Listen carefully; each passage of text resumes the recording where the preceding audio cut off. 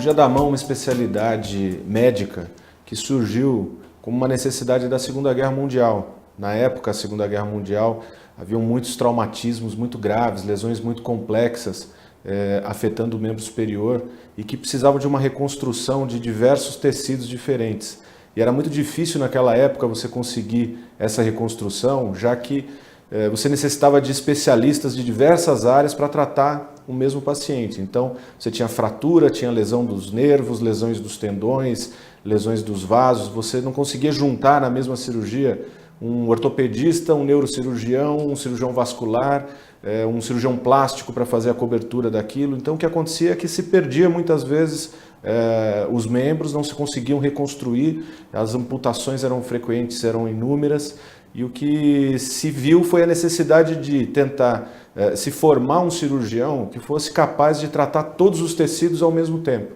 E aí foi se criado esse conceito do cirurgião regional. E o primeiro exemplo disso foi o cirurgião da mão.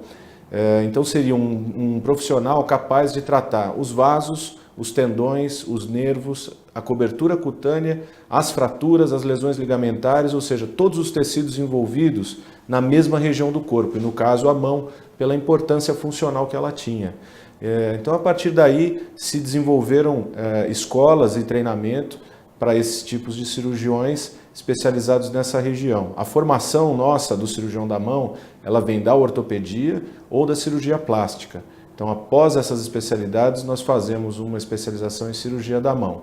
E com isso nós somos aptos a tratar todas as patologias, todos os traumas, todas as lesões que afetam a mão e a uma boa parte do membro superior. Então, as fraturas, as lesões ligamentares, as lesões tendinosas, as lesões vasculares, perdas de substância, de pele e também as afecções secundárias não traumáticas, que seriam as doenças degenerativas, por exemplo, as artroses, os desgastes articulares, ou as doenças compressivas que nós temos na mão, que afetam os nervos, por exemplo, a muito conhecida, a síndrome do túnel do carpo. Então, a síndrome do túnel do carpo é a compressão do nervo mediano ao nível do túnel do carpo. É uma síndrome compressiva mais frequente, acomete principalmente as mulheres, em torno de 75% em relação aos homens. O túnel do carpo é uma estrutura anatômica que tem como assoalho os ossos do carpo e como teto uma estrutura inelástica chamada de retináculo dos flexores. Dentro desse túnel passam algumas estruturas que são os tendões flexores, os flexores superficiais e profundos dos dedos, o flexor longo do polegar e o nervo mediano, que é a estrutura acometida. É uma doença que é causada pela compressão de um nervo dentro do punho. Então o nervo ele fica passando nessa região do punho, no meio dos ossos do carpo, e sofre uma compressão por um estrangulamento devido a um inchaço interno das estruturas dentro dessa região e causa um desconforto muito grande, principalmente com sintoma de dor e formigamento nas mãos. Então é uma doença que é muito confundida com problemas cardíacos, vasculares e que no final, com o diagnóstico, é encaminhada à nossa especialidade, a cirurgia da mão, para se realizar o tratamento. Essa patologia ela é caracterizada por alguns estágios. Nos estágios iniciais, esses sintomas eles são vagos e difusos. A queixa principal do paciente é a perda da sensibilidade dos dedos, acomete principalmente o terceiro dedo, ele é o primeiro a ser acometido. O paciente ele começa a perder a sensibilidade e essa perda de sensibilidade normalmente ela é noturna. Com o passar do tempo, com a evolução da patologia, o paciente pode ter uma atrofia da musculatura da mão e ele pode perder um pouco da força motora. Então ele pode também começar a deixar cair objetos. Ocasionalmente essa dor ela começa na mão e ela pode se irradiar para o braço e para o ombro, onde o que pode dificultar o diagnóstico dessas lesões. O que provoca essa patologia? Então as causas elas são diversas. Ela pode ter uma causa inflamatória, uma artrite reumatoide, uma gota, pode ter causas infecciosas, a presença de algum abscesso dentro do túnel, uma lesão traumática, o paciente teve uma fratura e ficou algum fragmento que está comprometendo esse nervinho mediano, e algumas causas endócrinas, paciente pós-gestação, durante a gestação, pacientes na menopausa e pacientes diabéticos, né? Então, o diagnóstico dessa patologia ele é feito através do exame físico, algumas manobras, o paciente procura o ortopedista, o cirurgião de mão, a gente vai fazer um exame físico, a gente vai relatar, colher os dados, a queixa do paciente, fazer o exame físico e disponibilizamos de um exame que é um pouco desconfortável para o paciente, que é chamado de eletroneuromiografia, onde ele vai estabelecer o estágio da doença. Então, essa eletroneuromiografia pode mostrar se existe uma lesão já desse nervo leve, moderada, grave ou severa. E através dessa eletroneuromiografia a gente vai estabelecer um tratamento. Esse tratamento, na fase inicial, ou seja, quando a gente tem uma compressão leve ou moderada, a gente pode fazer um tratamento conservador. Esse tratamento conservador ele consiste na utilização de um anti-inflamatório, um antineurítico, que é um complexo de vitamina B, a utilização de uma órtese e a terapia de mão, que é feito um tratamento com o terapeuta ocupacional. Na falha do tratamento conservador, a gente vai estabelecer o tratamento cirúrgico. Existem duas linhas de tratamento cirúrgico. Um tratamento cirúrgico aberto, onde a gente faz uma incisão na palma da mão, uma pequena incisão na palma da mão, e o tratamento cirúrgico artroscópico, que é um pouco menos invasivo, uma cirurgia bem menos agressiva, e o paciente ele tem uma reabilitação e um retorno das suas atividades mais precocemente. A mão é uma estrutura muito complexa, né? Ela é uma estrutura, uma região do corpo que realiza movimentos muito finos, muito harmônicos e depende de uma função perfeita das articulações, dos tendões, dos nervos, etc.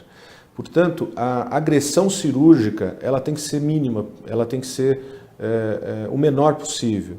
Quando você expõe essas estruturas dentro de uma cirurgia, você leva um risco de aderências, de rigidez, você causa uma dor no pós-operatório importante. Portanto, a tendência atual, como no resto da medicina, é oferecer cirurgias o menos invasivo possível, ou seja, as cirurgias minimamente invasivas, principalmente as cirurgias por vídeo. Na mão, hoje em dia, nós temos capacidade de tratar muitas lesões articulares pela artroscopia. Isso é uma tendência que é seguida no nosso centro.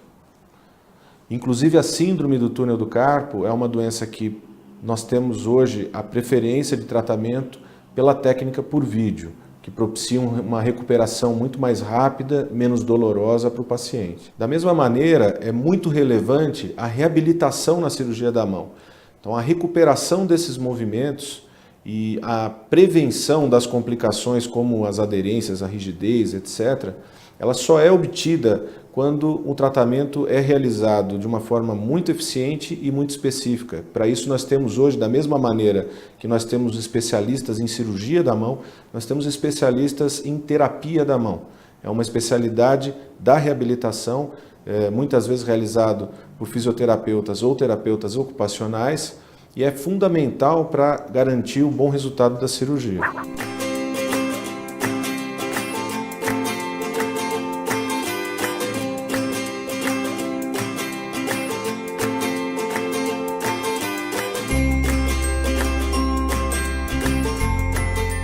Dedo e gatilho. Então, o dedo e gatilho é uma tenossinovite estenosante, é uma patologia que também acomete mais frequentemente as mulheres, entre a quarta e a sexta década. O dedo em gatilho é uma compressão, na verdade, é um processo inflamatório dos tendões flexores ao nível de suas polias. Normalmente a polia mais acometida é a polia A1. Então o paciente ele tem uma queixa de o dedo está travando. Normalmente esse paciente chega no consultório referindo não tanto a dor, mas principalmente o ressalto ou a perda da extensão do dedo. Então frequentemente, quando já está num estágio mais avançado, o paciente ele chega no consultório às vezes com o dedo travado ou referindo que esse dedo está tendo um ressalto, ele não consegue estender normalmente o dedo e ele apresenta um ressalto. Normalmente não dói, dói somente quando ele trava e o paciente tem que usar a outra mão para liberar esse gatilho. Então é uma compressão do tendão flexor ao nível da polia A1 e o paciente ele tem um espessamento do tendão flexor, cria-se um pequeno abaulamento. Quando esse tendão ele vai correr nessa polia, ele trava e aí o paciente refere uma dor à extensão dos dedos. Acomete principalmente o terceiro e o quarto dedo, porém pode acometer todos os outros dedos. O gatilho, ele trata-se de um espessamento da sinóvia, dessa bainha sinovial, que envolve o tendão flexor, e a presença de um nódulo que causa um bloqueio durante a passagem desse tendão pela polia A1. Numa fase inicial, o paciente ele não tem dor, ele simplesmente refere o ressalto desse dedo. O tratamento, na fase inicial, ele é feito através de utilização de anti-inflamatórios. Alguns colegas utilizam a infiltração numa fase um pouquinho mais tardia. E quando ocorre a falha desse tratamento, a gente parte para o tratamento cirúrgico. Trata-se de uma pequena incisão na palma da mão, ao nível do dedo acometido, da polia A1 ao nível do dedo acometido, e a gente faz a liberação da polia A1 e o paciente retorna rapidamente às suas atividades laborais.